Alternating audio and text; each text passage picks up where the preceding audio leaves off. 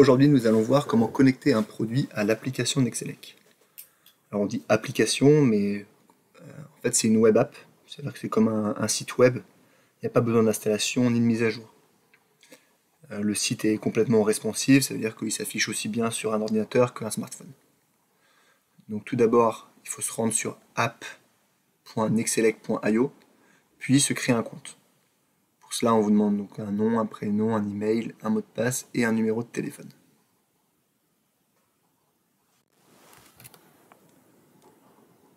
Les capteurs seront associés à des localisations qui sont elles-mêmes rattachées à une société. Vous pouvez avoir plusieurs localisations par société, mais commençons par un cas simple avec la création d'une société qui sera notre localisation.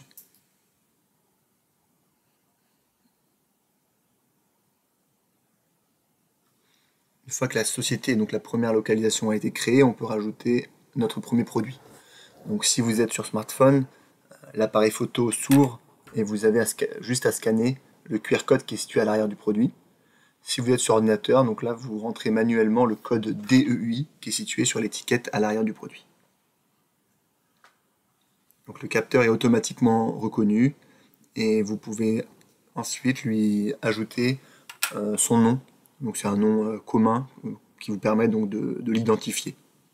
Donc là par exemple ici le capteur de la salle 4.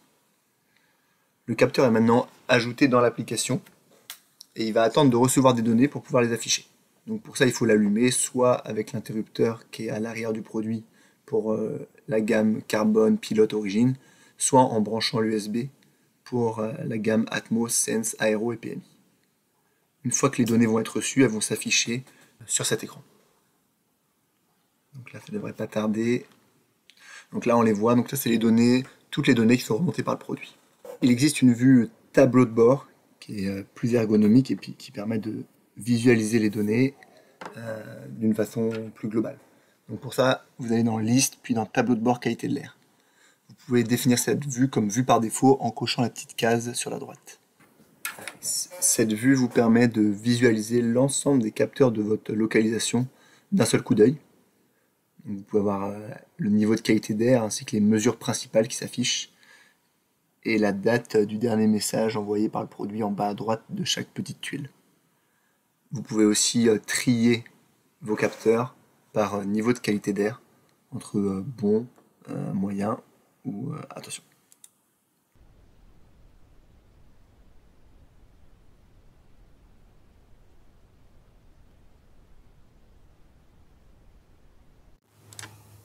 Les données complètes de chaque produit peuvent être visualisées, que ce soit la qualité de l'air, calculée par l'algorithme EasyAir, les mesures individuelles, ou même les informations générales du produit, comme le niveau de la batterie ou sa couverture réseau.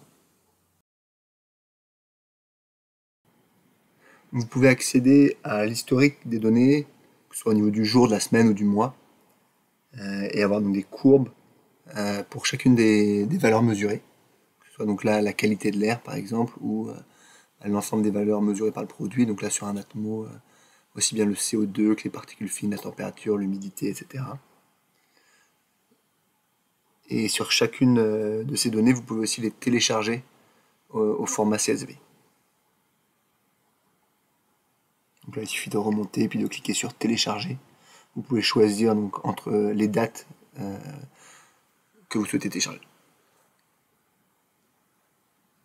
Pour chacune des valeurs mesurées, vous pouvez aussi créer des alertes personnalisées. Donc là, on va faire un exemple sur la température, par exemple.